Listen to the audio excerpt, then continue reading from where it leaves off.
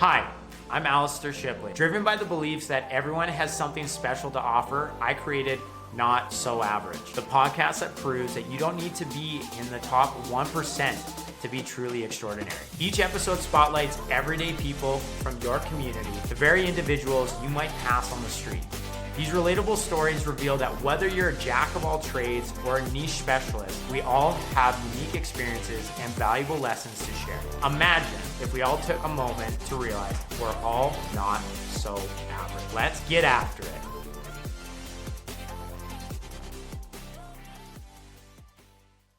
Welcome back to another episode of Not So Average. I'm obviously your host, Alistair Shipley. Before we jump in, you know what to do. Please like, share, help us get this out there. We have started to notice the impacts of everybody sharing this with their friends, their family, their dogs. I really appreciate it. Today's guest is someone who truly lives the not so average mindset, Alexandra Sangster.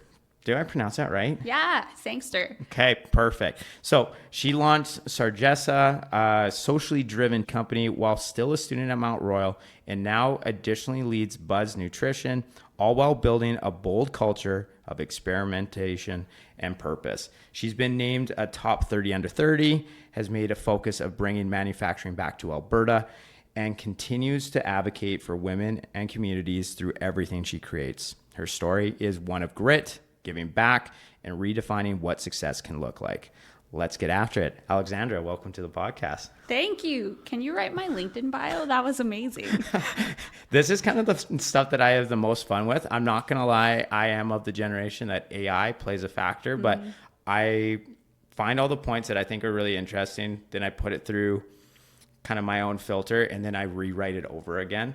Because what I find is I get so excited that I just want to, in sales, it's called feature bomb. It's just like, here's all the awesome things about this person. It's just like, you sometimes have to put it through a different lens. But if you like, I could give her a go. Yeah, absolutely. No, I love AI. I think it works really, really well. Do you use it frequently yourself? Yeah. And we're getting more into it as time goes on, especially for like our machines and maintenance and kind of those sorts of processes. It was super savior with writing our SOPs last year. Yeah. Is it technical writers are now having a tougher time with the job because you now have AI doing it all for you? I can't imagine anybody, no offense. I have friends on my LinkedIn that are technical writers. That would be so difficult to do, to basically do an SOP or the spec sheet for any hardware manual. Yeah. I can't imagine doing that. But different strokes for different folks. I completely segued right at the beginning of this. So let's get into some of the questions here. So you started Sarjesa while still in university, and since you started it, you were very rooted in supporting women in crisis. What was the moment you knew that this had to become more than just a school project? Have you always considered this to be a direction you were going to take? Yeah, good question. So Solidarities, which was the school, like when I pitched at Launchpad, that was kind of the school version of the tea company, is different than Sarjesa. And I'll explain why after. But when it started as a school project, I was in a class led by Dr. Renee Watchman. Incredible educator, like changed my whole life. I have so much gratitude in my heart for her. And she came into class and she was just so cool. And I remember her saying, I give out a lot of C's. And my heart stopped because I could not get a C from someone who had so many publications and was wearing Fluvog boots. Like my heart just stopped. And so she said for our final project, and I think it was worth like 60% of our grades, we could either write an essay or we could hand in a creative project on how we would bring resistance into our everyday experience. My mom's side of the family is from Trinidad. My dad's side of the family is from Drumheller. I hadn't had a lot of exposure to Indigenous activism. So we learned about OCA, about missing and murdered Indigenous women and girls, and different social movements arising around Indigenous communities. And I started to think about how there's violence towards women in my community on both sides. And what would happen if there was a tea that brought people into conversation about this and used local ingredients, work with local plants and indigenous knowledge keepers. Why tea? Well, every culture has tea. That's so clever, so true. And like every culture has been impacted by colonialism, by violence towards women and girls. Like it just seems like a pervasive issue. And so I was like, also tea has been transported through colonialism, much in the same way these issues have. I wrote a whole essay on it. I got so excited, and then I made this box of tea. I went to my auntie's herb shop. I bought some ingredients. I hand sewed tea bags together. Everything was like intentional. I asked, his name is Jonathan, if I could use his painting as the art for the box. And he has this beautiful art piece called Still Dancing, which is an indigenous dancer. And she has the faces of all the missing and murdered women on her regalia. And he said that, yep, I could use it for a school project. And so I did all of this work around it. And then I couldn't stop thinking about it when I handed it in. I kept dreaming about it. I kept talking about it. I was like, I want to do a business, but I don't know if it's ethical. People are going to be mad. People are going to think that I'm culturally appropriating. But I couldn't stop thinking about it. So I started to go to community and ask, like, how do I do this in a good way? What is the work that needs to be done here? And then I decided I would test it. And we've talked about Ormel. He's a good friend of mine. I registered for one class. It was Ray's Launchpad class when I decided I was going to launch it as a business. And Ray told me, he's just like, you should just come. You should just be part of this class. And I was like, I have to work. I don't want to take a business class with other people who are starting businesses. No way. And over the semester, he convinced me that I should be in this class. And so Ormel was one of the participants. It was a great cohort. And I think the second class, Ormel was like, oh, well, this is like a neat idea, but you really haven't shown that you can sell anything. Ooh. Right? Oh, yeah. And so I got mad and I went home and I opened a little Etsy store and I stuck stickers on these bags illegally in my house. Oh, yeah, because there's probably some standard or some regulator out there for this stuff, right? There's food is so regulated. And then I sold hundreds of units of this tea. And it was... How did people find you? Well, I think most people were just sick of me talking about it. I really think, yeah, everybody was like, she finally did something. Oh my gosh. And so I launched it and we sold a lot of tea, and then we pitched at Launchpad, which is like the student pitch competition. We did really well and things started to break down. We ran into a trademark issue. I had to rename. I'd incorporated all wrong. I had to buy out a shareholder. Did you try doing it yourself?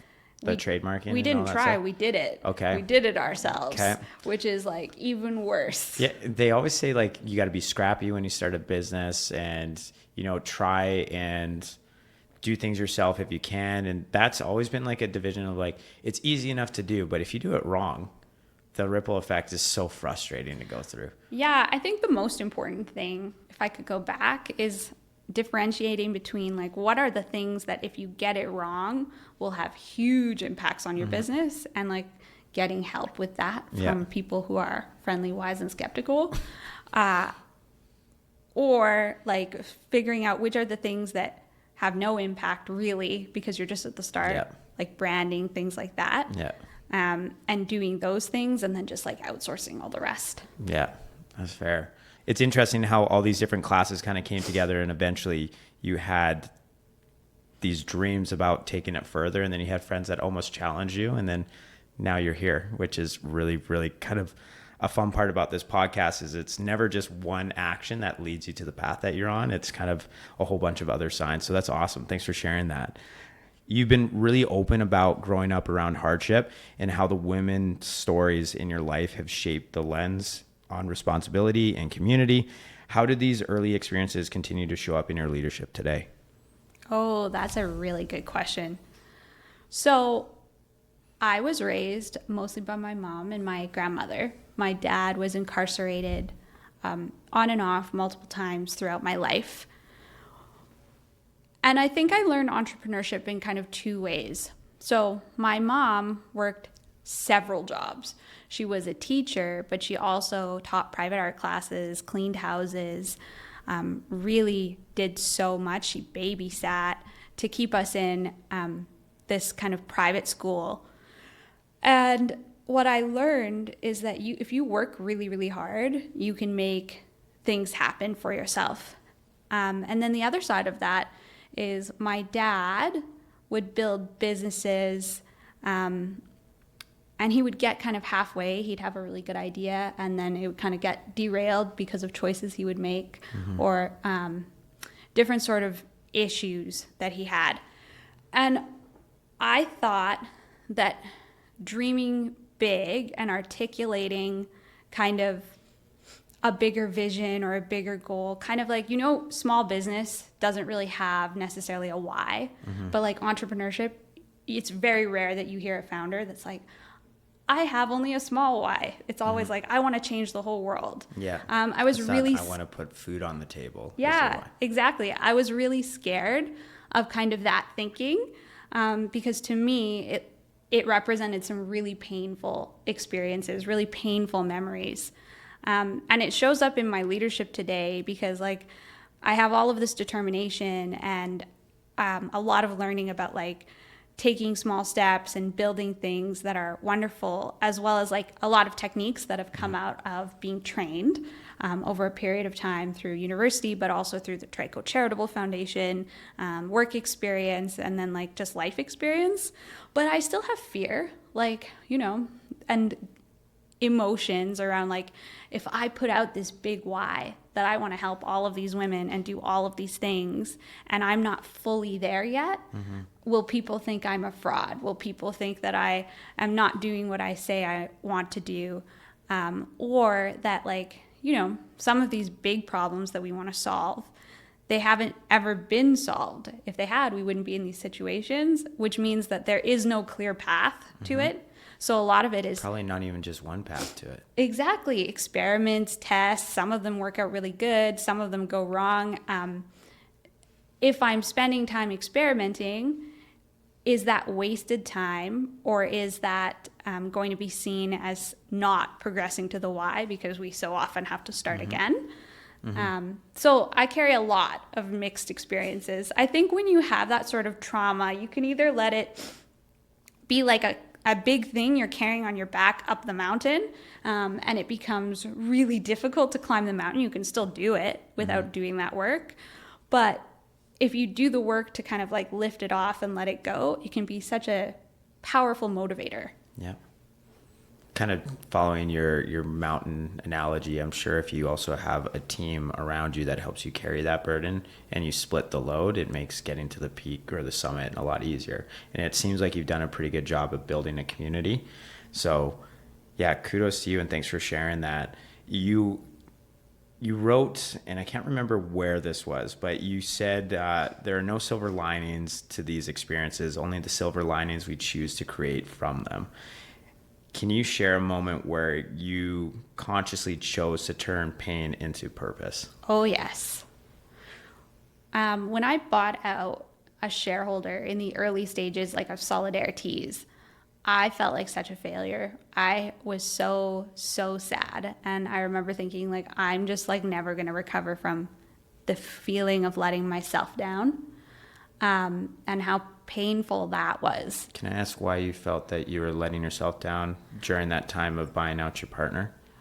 Because, and I don't know if this is just social innovation and social impact in general, or if it's specific to the MRU community. Okay. We put such an emphasis on collaboration, but then there are no guardrails of like, this is how you set up a contract to like, or an agreement to make sure the collaboration is successful, but also like meets the needs of everybody. And I have a business that focuses on supporting women, and to have this like very important partnership breakdown, I just felt like, oh my goodness, who am I to lead? And then over the period of like a year, it was that intentional, like, I'm not going to let this shape me. This is a horrible experience that I wouldn't wish on anybody. Very sad. But instead, I'm going to take this and I'm going to learn from it, and I'm going to let it shape my future partnerships, which won't have these same issues. It will have different issues because I'm always going to be learning, but this situation, I hope, is not going to happen again. And what that's led to is like really amazing contracts and really amazing like hard conversations with suppliers, with other team makers, with pretty much everybody we work with. Mm-hmm. Yeah. And the quality of my relationships went up because of that. I'm curious if you've noticed, I was trying to find the question so I could at least be elegant in how I phrased it, but you've been very open in sharing kind of your experiences. Your LinkedIn is full of great little insights of things that you've encountered, things that you've learned. Have you found that by sharing this, you received some level of support that helped, or did you start to feel like it was no longer this imposter syndrome? It's like you are where you're supposed to be and you were supposed to have learned this lesson. Okay. Can I split this into two sets? You're welcome to, yeah. All right. The first thing, my community on LinkedIn is the bomb. You have a sizable one, and that takes time. Like LinkedIn isn't like any other social media. It's very unique, the types of people that you have. Sure, there's the occasional like, hey, you have a heartbeat, we live in the same city, we should connect kind of scenarios. But then there's like people actually cheering from the same industry from across the globe, and it's really nice. Well, that's exactly it. It's like they're not just internet friends, they're real friends. Like I fly to cities to meet people and hang out and have tea and talk because they've helped me so much, especially other tea making CEOs of like large companies really have shaped my journey and mentored and coached and supported me through really challenging technical things that I would not have been able to do by myself. So that's really special. I feel really supported, really loved. There's the occasional troll, for sure, on LinkedIn. Lots of people who want to sell me things. Some people who want to date me. That's LinkedIn is not a dating platform. Yeah, exactly. There is an extension to LinkedIn, but for that's also been marketed from time to time for me. But LinkedIn's not the place for not the place, right? But then the other piece that I want to touch on is imposter syndrome. I used to think a lot about imposter syndrome because I felt it a lot. Mm-hmm. And what I'm actually realizing is that I don't think it's about actually being an imposter or not being an imposter. I think it has to do with like up until recently, like within living memory, women had to have like men sign off on bank accounts and like be part of the business thing. And so there's like this missing gap of like women entrepreneurs who have the longevity and the breadth of that business knowledge and then can mentor back and support. So we're in this weird kind of catch-up phase where if everything is kind of built for people who don't necessarily look or have the same experiences that you do, it's going to feel uncomfy and like you don't fully fit. Yeah. And then there's also the piece of like, sometimes I am an imposter. I don't have all the skills to build the tea company of my dreams. But you have the ambition. I have the ambition, but I don't have all the skills. And so I have to be open and humble in how I approach that and how I share that to get help. Because if I don't, especially early, if I didn't get help, I wouldn't be able to grow it to the point where I can hire skilled people who have those skills. And a lot of that has been reaching out to like tea makers who are mostly men to ask, how do I solve these issues? Have you ever experienced that?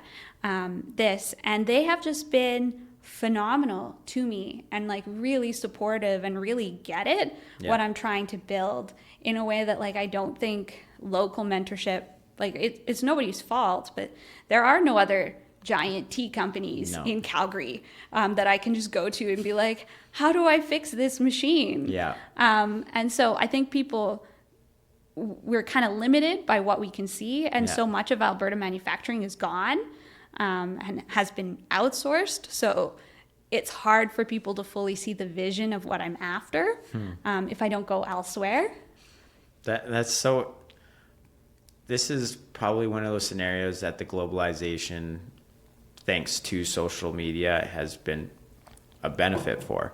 Like you can start a business here in Calgary that does not traditionally have a tea presence, and you can build it because you have the community elsewhere that can be a support.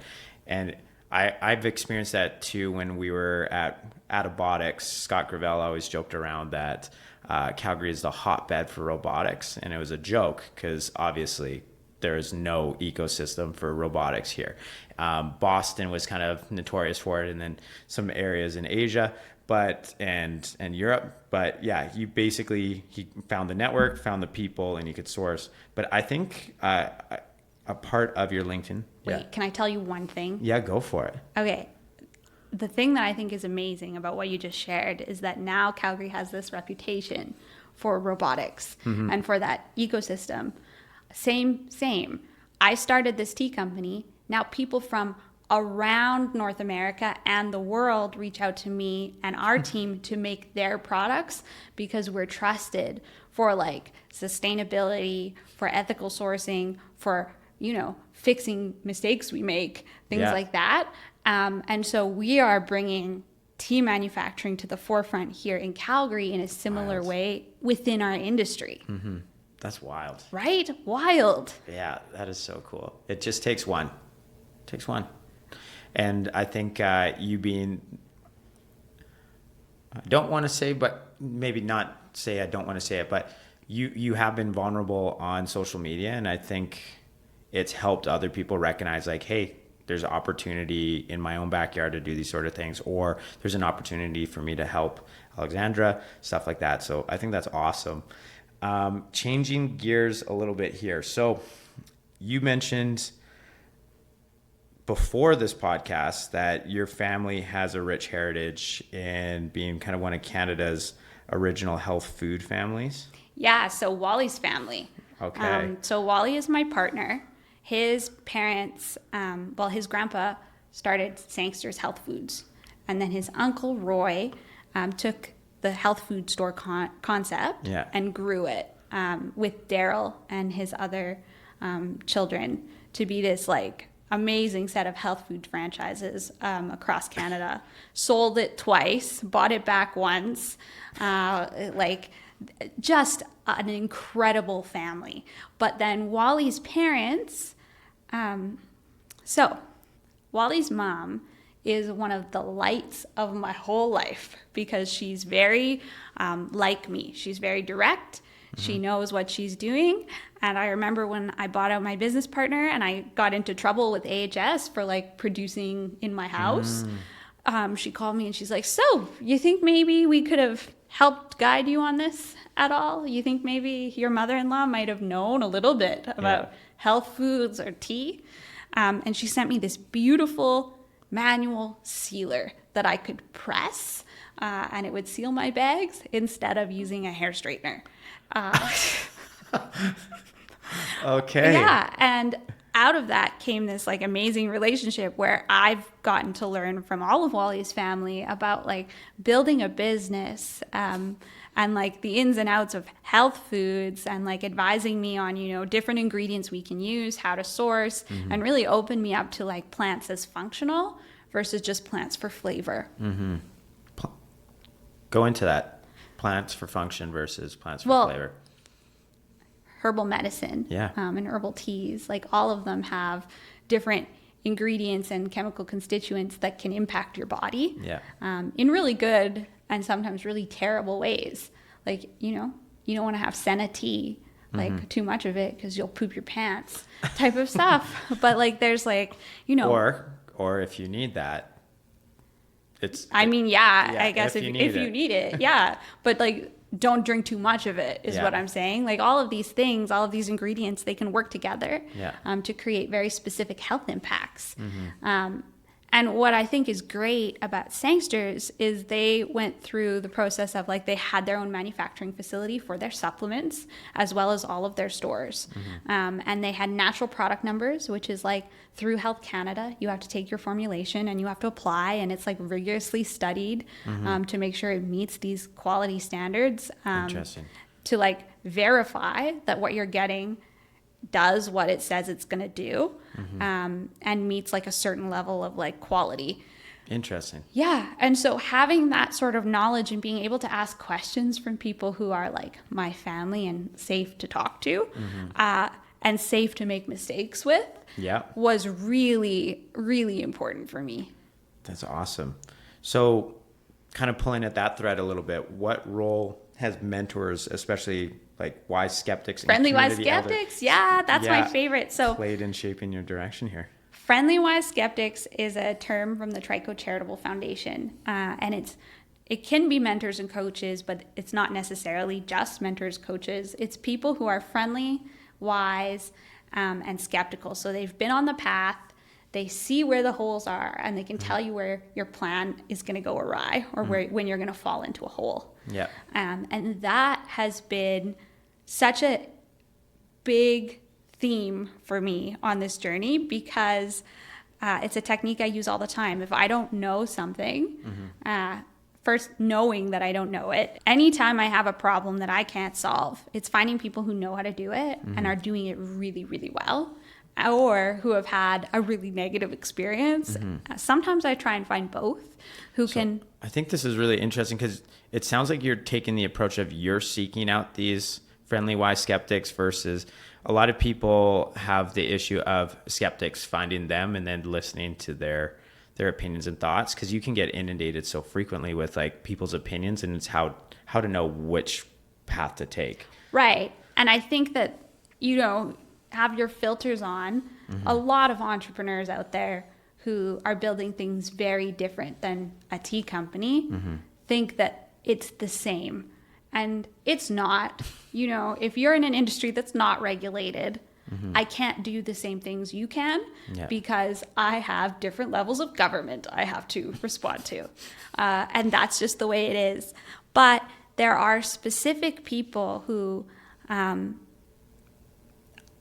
here's a great one. I had a meeting with the CEO of a big tea company. I'd never met him before. He's amazing and a friend and mentor of mine. And he was like, we have to have a meeting. Bring a PDF of your packaging.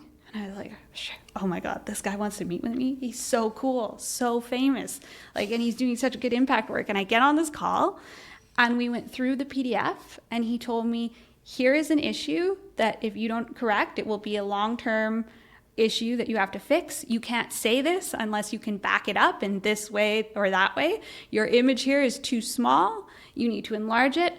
And Alexandra, you really have to think about what are you going to put on your tags? Because I have however many people who every day drink my tea and they're going to encounter my tag. What do you want them to be ingesting from what you're putting on your packaging? And I got off the call and I cried because I wasn't sure if I should be totally full of gratitude or if I should be totally have my feelings hurt because I had done so much wrong on my packaging. And I called my mom and she's just like, no, you said thank you. And you recognize this for a gift because it is a gift. And when I approach things like that, I wouldn't have just taken anybody's call to do something like that. Don't let people just beat you up who have no credibility. Yeah. But if somebody who's wiser than you on the path and has done the specific thing you want to do, messages you and gives you that feedback, that is such a gift and it's such an investment. So he reached out of the blue? No, we had a separate meeting set. Okay. And we had connected with his kind of staff beforehand to set up the call. Nice. About something totally different. But we had never met. Yeah. And it was just such a gift. But there are other people too, I have a friend, his name is Darren. He's in Portland. And I ran into an issue with chamomile. Oh, chamomile is the worst tea. I'm allergic to it. That's probably why I feel like it's the worst. But it's spongy. If you're not getting a tea bag cut for it, it'll bounce. She does her own thing. But the stems will bridge inside the machine, which means it will go interlaced fingers and it will get stuck. And it just wreaks havoc, or it used to. We've found solutions now. And so I sent this message to my friend Darren, and he immediately connected me with his ops, and they were able to coach me through of your spec is wrong for your tea. Your spec. Okay. Your spec. So I had to go back to our farmers and suppliers and be like, this is actually the spec I need. Cleared up the whole issue. Is that like a sizing for somebody that's not in this? Like, It can be sizing of the flower head if you're doing whole leaf tea, or it can be a cut, or a milling, like there's different cuts of tea. So you could have like one that I'm trying to think of non-tea language to explain this. You know, when you're chopping salad, if you have like whole leaf salad versus like a rough chop versus like fine and then grated, like that, only for tea and for herbs. But the thing that you have to think about with herbs is the way it's cut can impact the properties, like the smell, the taste, but also the function, because the essential oil in chamomile is where the benefit is, from my understanding. And so you want to make sure that however you're steeping it, the essential oil is like retained within the tea. It's not just like either evaporating out. So you try and minimize the amount of cuts that you do on that, or? If you want a stronger steep, you cut it finer. Okay. But if you want a longer, more like luxurious experience with like a silk tea bag that you dunk several times and the flower expands, then you want the whole flower. And at that point, you don't want stems. Yes. That's amazing. We grew up with a lot of teas. So talking about colonialism, the British roots in my family are very deep. So they like their tea. Absolutely. Like their tea. And then we really got into rooibos when we were young. Rooibos. Sorry, I was not expecting you to say it like that. Rooibos, yeah. Rooibos. So yeah, rooibos. I don't drink it very often, but my family really got into that because I guess the component that they liked was that it wasn't caffeinated. Yeah, it's decaf. Yeah, so they really liked it. So we have just drawers of teas at my parents' house, and my brother has a ton too. So my struggle is I don't drink a lot of hot things because I run hot all the time, so it just like overheats me. Oh, that's weird. If you run hot, I heard that you're supposed to drink hot tea. Maybe. I just feel like I'm always like near perspiration after I have a tea. Like I'm not ready for it. I love tea though, like grew up on it. But I love all that industry perspective, the little fun tidbits that you obviously get excited about. I'll tell you a secret. I am the worst. Out of all of my friends, I can taste the least. Out of all my fancy tea making friends, they can taste magic. Yeah. And like their palates are huge and expansive, and they're able to tell me like beautiful tasting notes. Yeah. My palate is pretty underdeveloped. And like I don't have a lot of the technical know-how that my peers do. Are you trying to learn it? No. I think that that is a better job for people on my team. There are things that I'm really good at and that I really am passionate about. I'm passionate about the social impact piece and the way the tea itself, the formulations, the blends we're developing impact people. They either spark delight, spark joy, or make you feel better. Yeah. And that's what I want to do. I can leave the formulations and being able to taste like 500 cups of black tea to the people who are really good at that. Yeah. Because I just get wired.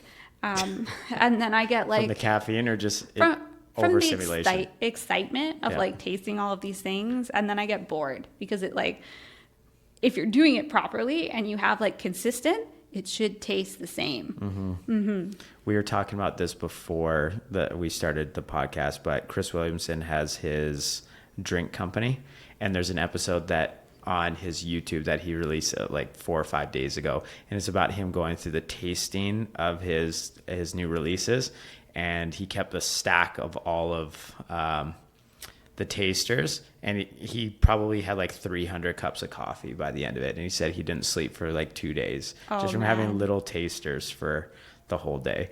And I can just picture you just sitting there with your team, black tea. Oh no. Wired. No, it's like actually a joke of how little I taste things. Like our team is always just like, we have a process for tasting and doing all of this, and I am the person who is like least involved in that. The last tasting I did was for matcha. We sampled like 36 matchas. Yeah. And I did it at 4:00 in the afternoon and was just ruined like Your totally, sleep yeah, destroyed. yeah. And so there's that. There's also, I'm not good at production. I was good up until a certain point and a certain size. And then it requires like engineers and people who have like lean manufacturing experience and all of that sort of stuff. And so gracefully like stepping out of that has been an adventure. How did you identify that it was your time to move on from that and to make room for somebody that's more experienced? Because that seems to be a case that I come across more often with owned and operated kind of businesses. It's not that the idea wasn't capable of growing bigger. They just didn't want to let go of the reins. Oh, well, I mean, I couldn't wait to let go of the reins. For a long time, I didn't think it was possible because I hadn't visited another tea factory. Okay. And then about 2 years ago, I went to visit my friend in San Francisco, and they have a huge tea company. And I went and I did a tour with them. And at the end of it, one of my friends, his name is Mike, he was like, and now you see how a tea factory can run at scale. And I was so struck with like, it doesn't need to be me. Yeah. On weekends and evenings running these tea bag machines. It shouldn't be me. Some of these machines have like 200,000 parts. And over the past 2 years, it's been slowly transitioning out of that. We have 3 different styles of tea bags plus a stick machine, as well as loose tea packing at our factory. And we have this one machine where it has a pretty hard to replace ultrasonic component. Okay. And a couple of years ago, that part broke, and it was intense because we hadn't developed any SOPs or processes yet on how to fix it. And it was just me and my partner and like one staff member who were running this machine regularly, and it took like way longer than it should have to fix. And anytime you have downtime at a factory is like not good. It's lost revenue. And since then, I have major anxiety about this part. We've replaced it multiple times now. It goes much faster. But like our quality lead, we were replacing the part a couple months ago, and I was sitting on the stairs at the factory. I'm not involved in it, but I was just feeling really upset about this part. And she's like, oh, there's Alexandra sitting on the stairs crying because she thinks it's a major issue, and really it's just a minor fix. And we all were just laughing and crying, and like it made me just so grateful because it is minor, but it has to be somebody who knows that it's minor and can fix it for it not to feel so heavy. And Isn't that a great feeling though, when you have the team now to go through this, and they almost counteracted your own emotions and were just like, it's actually not that big of a deal. Oh, they didn't just counteract freeing. it. They like dragged me. Like they were just like, and that's what I think is beautiful is like now we hit points where our team will map out gaps. Where is a gap and where do we need to hire? And that's really cool because instead of things being gaps or problems that I need to fill, it's usually a gap means I haven't hired for it yet. Yeah. And then it becomes let's put a plan in place to like get to a certain threshold and then hire that person. That's awesome. You've been vocal about bringing manufacturing back to Alberta. What have been the biggest challenges, wins of making that shift? I mean, the biggest challenge is like convincing people to grow things other than, canola.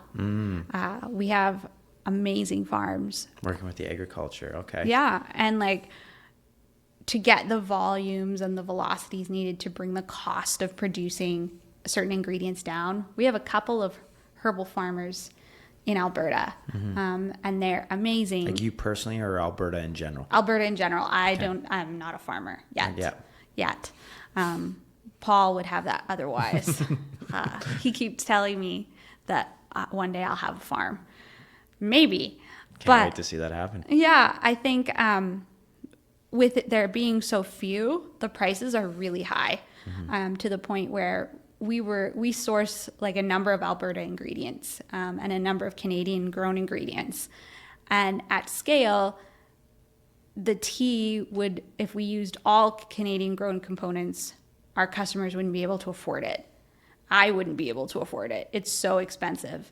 And I think part of the dream is to get away from that, to get it to be like cost effective to do it, because you're getting fresher product if it's grown here and it's gone through all the processing and it's like same season. Yeah, which I think is beautiful.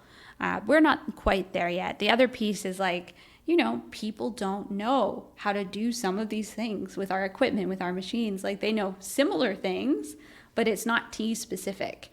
And so we're learning as we go versus like being able to be like, oh, there's a tea plant over here that we can just like take those systems, replicate it, and do it here.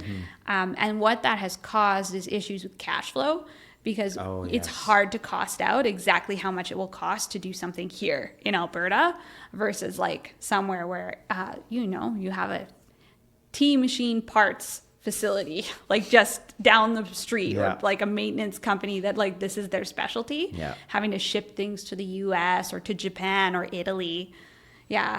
Oh, is that what you have to do currently? For certain parts? For certain parts, Oh, wow. Okay. Well, kudos to you for navigating that. You acquired Buzz Nutrition in 2024. I did. I know you've talked about this frequently, but for the people that aren't familiar, how did you evaluate it as an opportunity, and what made you feel confident taking on an existing brand? Oh, that's a good one. So Buzzed was one of our customers for manufacturing. So for those of you who don't know, the Sarjesa business is multiple business within a business. So we have a tea manufacturing plant where we manufacture tea and powdered beverage brands across Canada and the US. And so that's amazing. And we love doing that. And then we have our branded tea that we sell to grocery stores as well as food service, and then e-commerce, which we're just kind of starting. And Buzzed was a manufacturing customer for just under 2 years when I had bought it. And it was interesting when Lauren and Alex let me know that they were looking to exit the company. I think it was April of last year. And I called my partner. I was like, I think I want to offer to buy it.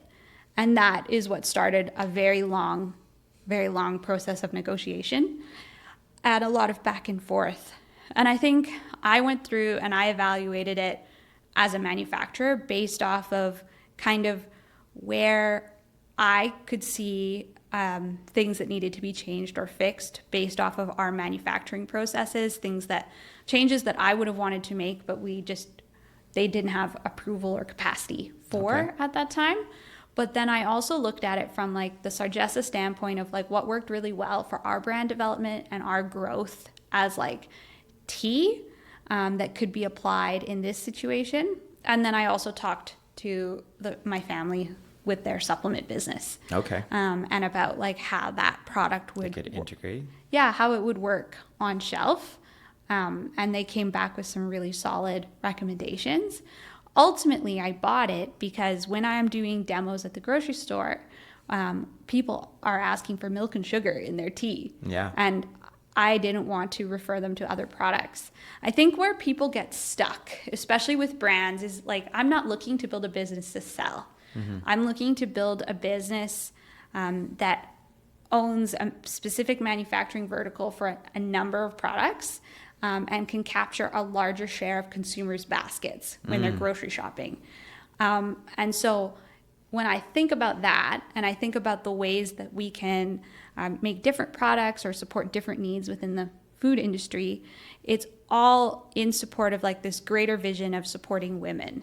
And you do that through like a number of ways. You can do it through like the product formulations to impact women. We do it through our operations, which is like most of our team is women, which was an accident. We do it in how we source ingredients, and that's where I really think the magic is. But then there's also this piece of like, how are we better supporting women in the workplace who are still like the purchasing head for their families? Like, how do we make better options readily available to them that still serve the need of like convenience? Interesting. So that's why I bought Buzzed. That's awesome. I like that approach. So You recently posted about you creating an evaluation for how I might have to reword this, but how your particular partners are working with women in supply chain. Oh yeah, our sourcing framework. Yeah, the sourcing framework. So I would like you to kind of expand on that and why that was important to you. But then why I'm asking that question is, like, you've obviously built a business with a social impact baked into the DNA. Do you believe every company should strive to integrate a social mission into its core? No, I don't. Okay. Because then if you're walking down the toilet paper aisle or like the soda pop aisle, you have customers who are like able to pick and choose like which social impact they want to support through all these products, and it gets overwhelming, I think. Okay. I think I had this conversation with the team at Trico a long time ago about like, I think that social enterprises, it's really about the why. And like, if you are an entrepreneur and you want to start a business to solve a specific social problem, I think that's great. And I think that's different than like a regular enterprise that just is tacking on CSR. Okay. And I don't think that either one is bad. I think they're just different, and they have different challenges, and they need to be acknowledged and supported differently. And I think that if all businesses tried to go after this big why, and each tackled it individually, I don't think we'd get to where we want to go. Okay. I think it's way better if you have like businesses that are championing it as part of their overarching goal or their why, and then other businesses finding ways to plug in and support it versus it needing to be their why. That's good.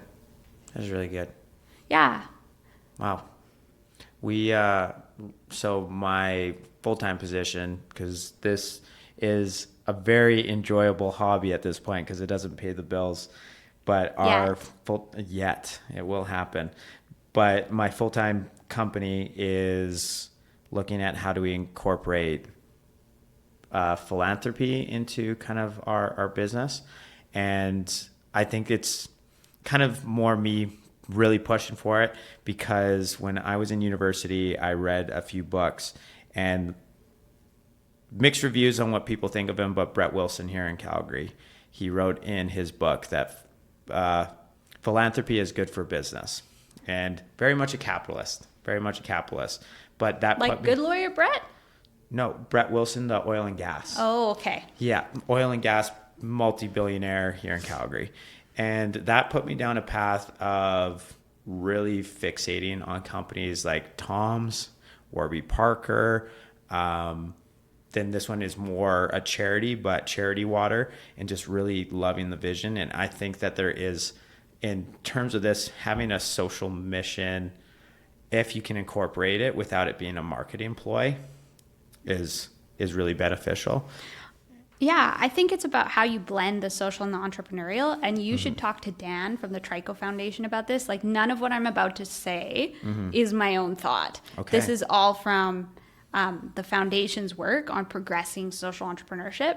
It's about how you blend the social and the entrepreneurial. So like, say you're buying a chocolate bar, and it, I don't know, provides clean drinking water. You're going to have customers who just want to support clean drinking water and donate directly. Yeah. And then you're going to have people who just want the chocolate bar. Yeah. But if you blend the social and the entrepreneurial in a way that it can't be separated, it creates such a different impact. It's what they call synergistic impact at the foundation. Synergistic.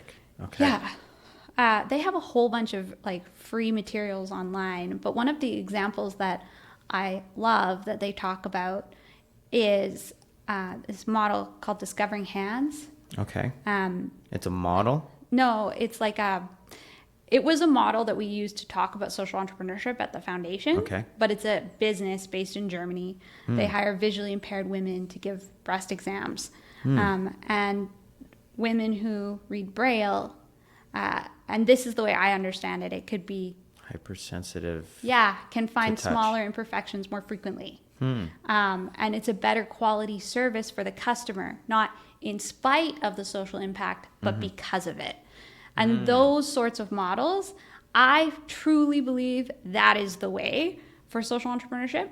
And my business is in pursuit of finding our way, our thing that is like that for women's economic empowerment. Interesting. And that's why we are so focused on experimentation, because we haven't found that way yet. There's a lot of different ways that we're using to have that type of social impact, but there's nothing that direct and that beautifully blended. Okay. And so I think that for me, having been exposed to that, like from the start of my business, I knew that was the goal. And I knew that I was going to be spending a lot of time working on developing like different ways that we could do that, testing it, and then refining it, because you also have to be responsive. Yeah. I don't know that you can have a social impact model and not have it impacted by technology or the change in the world, like that sort of thing. You have to be so sensitive and ready to pivot or ready to change or adjust based off of that. And it's no different than like your business model has to be reflexive. So does your social impact model. And if they're blended together, it's a lot easier. So how's that framework moving you closer to your mission of supporting women? Yeah, so our framework, it was actually 2 projects we did at the same time. The first one was we wanted to hire women in our local community to use hydroponic towers to grow peppermint. Okay. And it, on paper, is more cost effective for us, but we can create better quality peppermint, doing our own internal processing with our research, but also our lab, and like we can control quality better. Okay. And it kind of worked. It worked really well in like 2 out of 3. And in the third, it was a disaster, which is okay. Like we learned a lot and we've scaled it and changed it.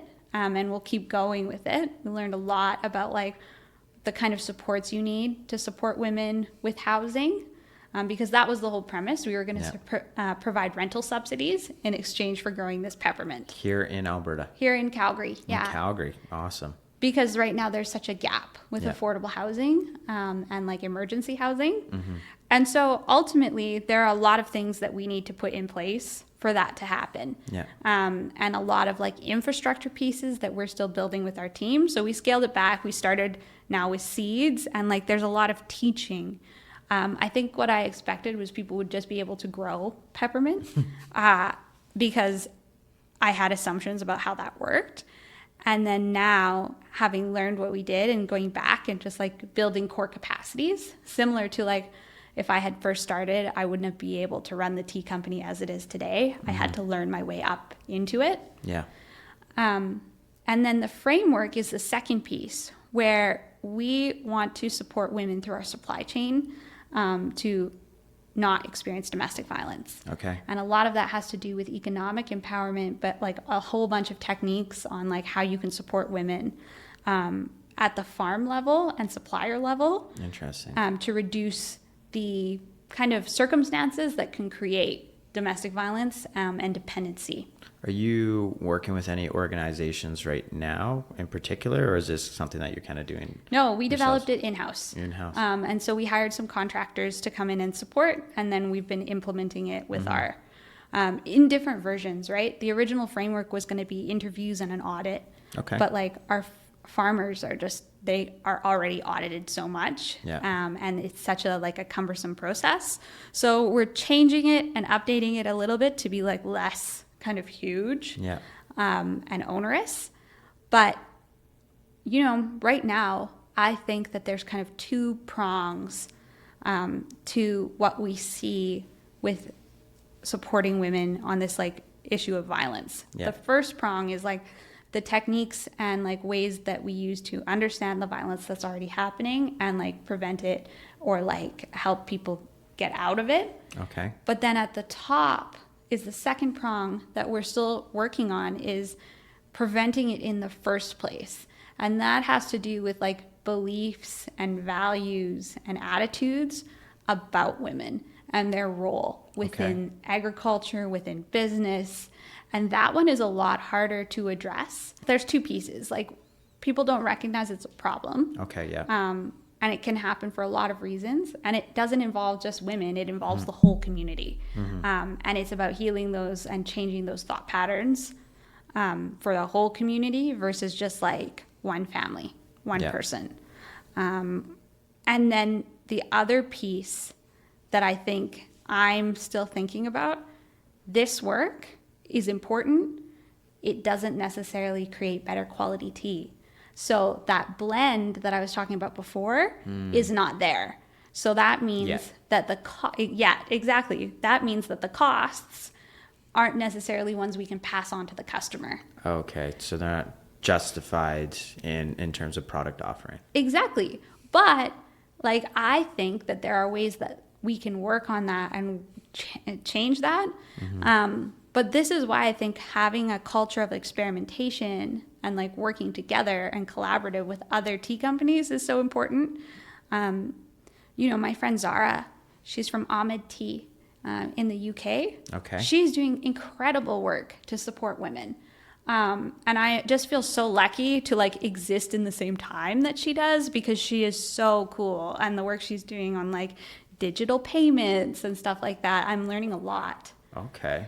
So is that digital payments not for her product, but for her...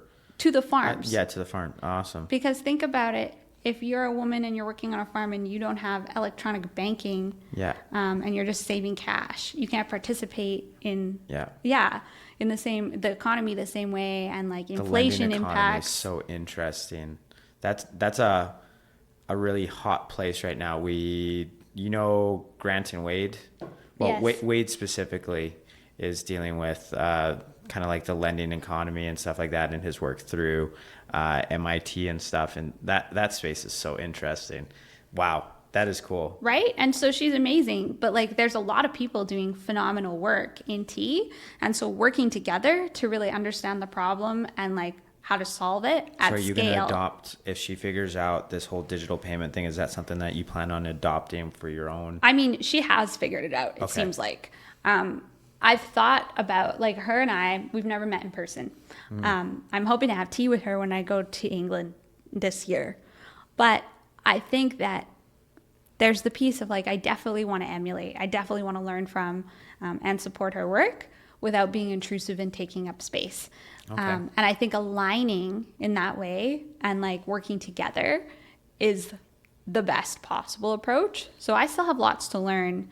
But I think to achieve what we want to have, it's going to take the whole industry moving in that direction.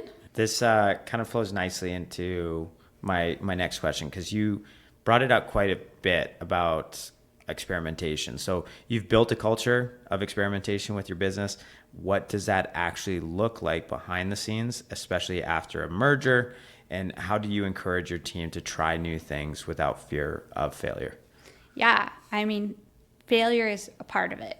Making sure that the failure is within an affordable loss, I think, is absolutely key.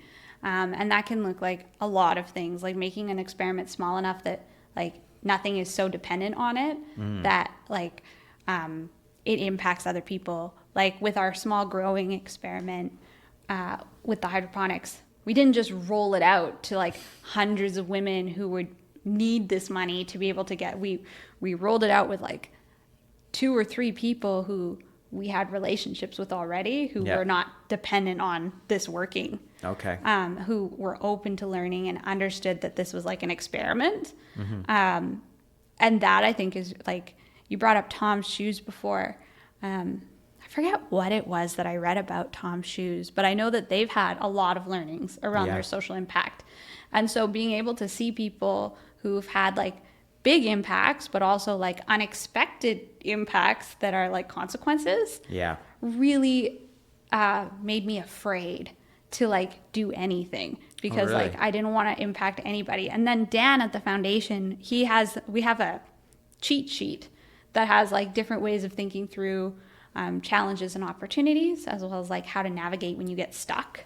And there's all of these tools, and one of the things that we talk about is affordable loss and staying in that zone. Affordable loss. So that it doesn't become like a life-changing disaster or like a business-killing mistake, and ways of de-risking.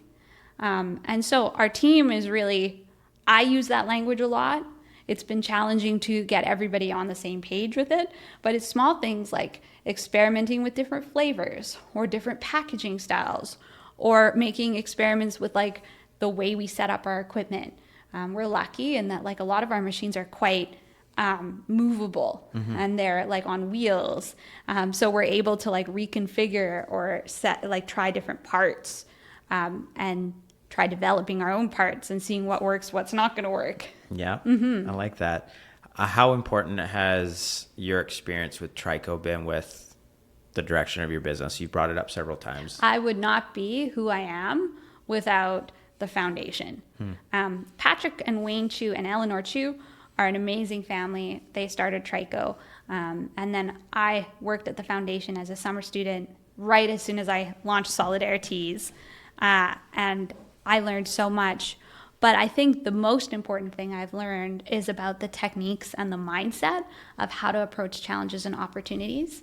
I think our generation, we want to be resilient. We want to be able to get through problems.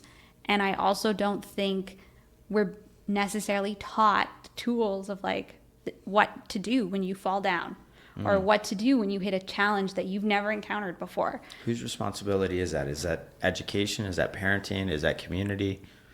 I don't know whose responsibility that is. Yeah. I think once you turn 18, it's your responsibility. Yeah.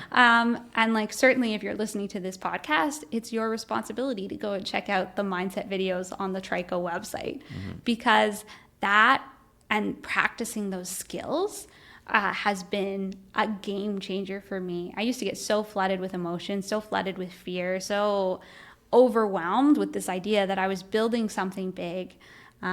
I didn't know what I was doing. What if I made a mistake? And the tools, but the mindsets that go with it about like, I'm going to be gentle with myself about learning. I'm going to really look and make sure I'm understanding all of the components. I'm going to handle conflict in specific ways with differing perspectives. I'm going to engage with the community around me to help me see the holes before I fall into them, has really not just shaped my business, but shaped my ability to move through the world and have better quality relationships. And I will say the caveat here is that I actually see other people in the community maturing and able to solve problems and challenges and face opportunities in similar ways that have not used these tools. So some of it might be like cognitive behavioral therapy or age or like different things that people are encountering to help solve problems. Yeah. But yeah. I like that. I'm definitely going to add it to my show notes, the Trico mindset videos, as something to find. It sounds like a great little tool for people that maybe are in a position that you were in previously and maybe need a little more insight. So thank you for that. From top 30 under 30 to launching of rebrand and scaling your ventures, what's a moment of achievement that you're most proud of? Not because maybe it was flashy, but because it felt meaningful. My friend Jessie was impacted by the Hurricane Helene, and it floated her tea factory down the river. And we had just made a deal like 4 months earlier when I first met Jessie. It's easy when you meet somebody who's the same size as you to feel like, oh, what if people like her tea company better than my tea company? And I was like, I've had enough experiences like that with people who are the same size as me that I'm just going to squash it right away so it doesn't happen. Yeah. And I was like, hey, so one of my mentors, Cheryl, says that it's really great if you and I are the same size and in different countries but close by and we both have the same equipment, that we should just like make a deal. If something happens to your machine, I'll make your tea. And if something happens to my machine, you'll make my tea. And we will have this great kind of partnership. Yeah. And at the time, I think we just thought the worst thing would be like a broken part that you had to replace that maybe take a week. And then Hurricane Helene happened. And I remember walking into our facility and telling our team, is like, get ready.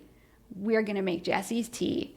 And there's going to be no issues for her, because we're going to make it so that she's able to keep going, because that's what friends do. Yeah. And then we did it. And she had tea for Christmas. Yeah. And that was like one of the things that I think I'm most proud of, because I've never been in a place where I've had anything I could give.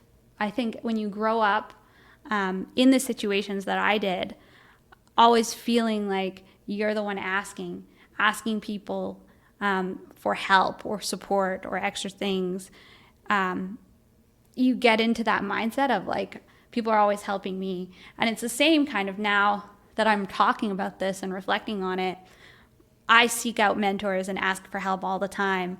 And I never feel like I can add value back to them to the same extent that they help me. And this was a moment where I was really able to like show up in the way I wanted to for somebody I think is just the bee's knees. I think that is really powerful. Has Jesse been up here to see the facility? No, I went down there last month to visit them.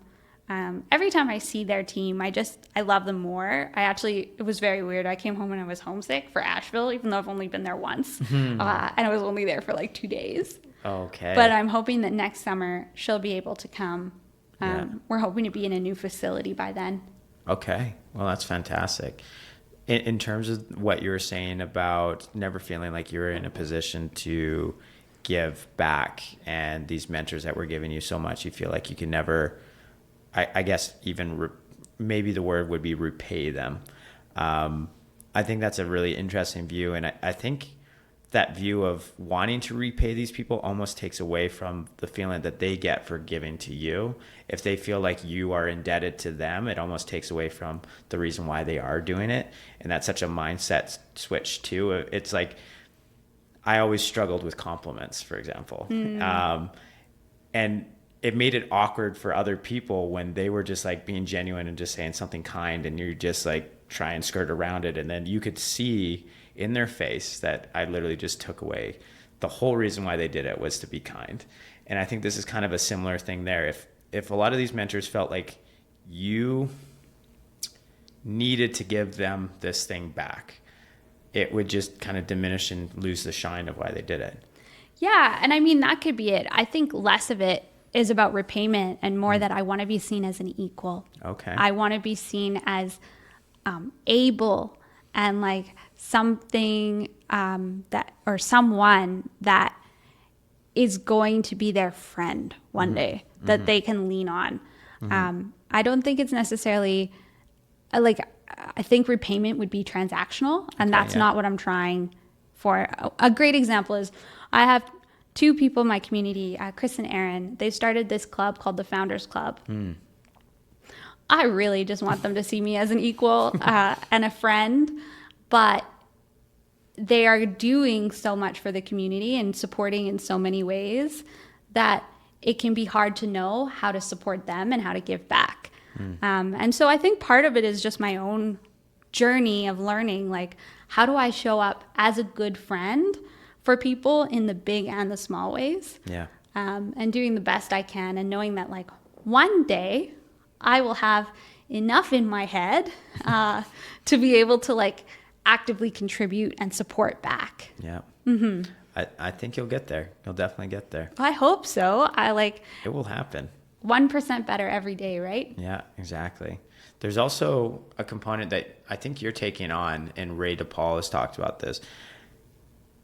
When he made the decision to make a mentor or become a mentor, he started to become more intentional in his thoughts, and everything that he shared, or every lesson he took, he actually kept track of it more in the hopes that one day he can give that feedback to somebody else or be insightful for somebody else.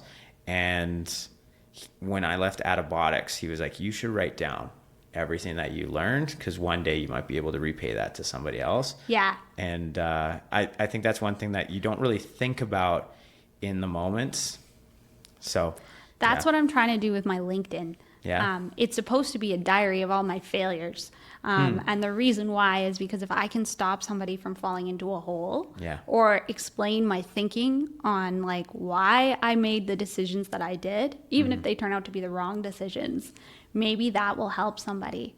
I think especially for somebody like me, like my dad's incarcerated for a violent crime. You don't see girls or guys who have that experience get up and talk about it and be like, yeah, and all of this is happening and I'm still building something incredible and trying to be a good human. We don't have enough examples of that.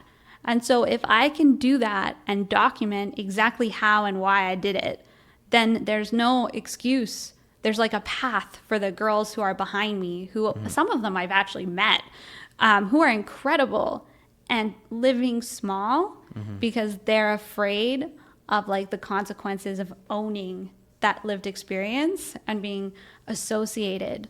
Wild. Yeah. And that I think is like a deep part of my personal purpose, is that, you know, I don't know anybody who's had the experiences that I have who isn't a fantastic person and who hasn't come out strong and who hasn't made good decisions. And I want them to talk more about it, not less. I appreciate this not new. There has been a lot of talk around authenticity, vulnerability, all that kind of stuff. And I just appreciate people being a little, I guess, raw, showcasing all this stuff. It's been so easy the last couple of years with, obviously, social media takes the brunt of this, but you know, the ability to put a filter on everything, it's just nice when you actually like meet somebody and their social media persona matches their in-person persona. Yeah. It's quite refreshing. Well, and I think that there's fear too. Like I am totally afraid of like posting or doing podcasts or things because I don't want it to come back and bite me or to get in trouble. But if I don't share and if I don't, if I don't show what I'm learning at every point, I don't think that I think I'm doing a disservice to the world. And the reason why I think I'm doing a disservice to the world is it's also an evolution, right? You're going to get to see where I am now and where I am like 30 years from now. And there's going to be change and there's going to be growth. And my opinions, my views, how I do things will be different. Yeah. And in a culture where what you say now is very much who you are forever on the internet. Shouldn't be. It shouldn't be. And I think that founders are held to a very high standard. And that I hope businesses and founders are always held to a standard, but I definitely hope that we leave room for them to grow. I think it's the same with authors. You know, you read one paper, one book they wrote, and cite it in an essay without like taking into consideration the depth and breadth of what they've actually written about and how their thoughts have changed the more research that they've done. Yeah. And so that I hope is something I can just change slightly with like posting about all of these disasters and fiascos and happy things that have happened and like how my opinions have changed. I also hope that like there are points where I'm allowed to say sorry online. You know, there are lots of people who at the beginning of my relationship with entrepreneurship who I met, who I was like, you are not my person. Yeah. Who then became my like biggest people, my most supportive people, the people who've changed my whole life. And I hope that I get to showcase a bit more of that and have those sorts of conversations too, on social. Although I don't think it would land well if I wrote a post that being like, this person was not my person and now they are. I think that would be mean. I don't know. Maybe if you give them a heads up before. Yeah. But there's several people in my university friend group that we've had this open discussion that we didn't like each other. So nicknamed the tribe at Mount Royal, but like there's a group of 30 of us roughly. There's no way we could have all liked each other. There's just no way. It's so funny that you bring up the tribe because like I remember in our cohort, because we're the year behind, so you have your tribe. And I remember us having this conversation of being like, we'll never call each other the tribe. What a problematic word to use. Yeah. We didn't pick it. It just kind of it got dawned on us and then, we kept it. And see, like, that's the thing is it's like you have this community of young people and like, they don't always have the perfect language. They don't have all of the experience, the lived experience, especially in university, it's a very specific subset that you will have 30 years from now. And so to get to see people grow and their experience and knowledge change and like interact differently, I think seeing people become parents as well as entrepreneurs. So cool. Yeah. It's just such a gift. Yeah. And you realize that like the gift is not in the initial spark of friendship. The gift is in the longevity. It's like the going hard through the hard things, the ups and downs, and being there at every celebration. You know, our friend Paul, he's doing some amazing things with his facility right now. And I don't think I've ever cheered as loud for anyone, not even myself, as I do for Paul's wins, because it feels so good to see your friend knock it out of the park. It does. When you know the struggles, when you know the ins and outs that they've had to work through. And when you also remove your ego and comparison, because that's one thing that a lot of people do, and why I think there isn't as much cheering is there's this lens of I should be there, how dare they, or whatever kind of scenario. Right. And versus you, like you said, you've seen their trials and tribulations, and you know the hard work they put in, and it's not that zero-sum game, and you're just like, wow, look at that. And I think that's what I'm getting at with like having that conversation about equality. Like, I don't want to be seen as like, you know, maybe I haven't achieved as much as other people. And that's fine. But I think on a human level, we can still be equal. Our experiences, the things that we've done, the challenges and opportunities we've overcome, the techniques we've used, on that level, we can all still be equals. And when both people or all the people in the relationship are approaching each other as that, ego just disappears. Yeah. I love that. So we're at close to the end here. I got 2 questions for you. So time's just kind of flown by here. Looking ahead 20 years from now, what do you hope to see more of in business, in leadership, and in how you support or how we support each other? I would like to see less fighting, just in general. I'd like to see more middle, less like left and right fighting, because I think that more problems get solved if we work together. That's what I would like 20 years from now. I'd like to see my friends grow old and their businesses thrive and them to have the impacts that they want.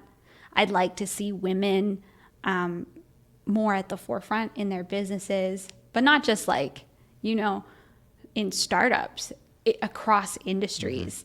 I'd like to see more inter-community collaboration. I'd like to see the rights of Indigenous communities restored. I'd like to see the tea company really grow and expand to the vision that I have, but also be flexible enough to include the visions of the other people who are coming up behind me. We just had this conversation of like, at a certain point, there's going to be another CEO because I have other work I have to do. And so I hope that when we're hiring that person, they're able to add to the vision and it becomes like something that they're proud of and can take ownership thinking of as well. Oh, that. Well, I look forward to when I can have the follow-on podcast with you of where that goes in your life.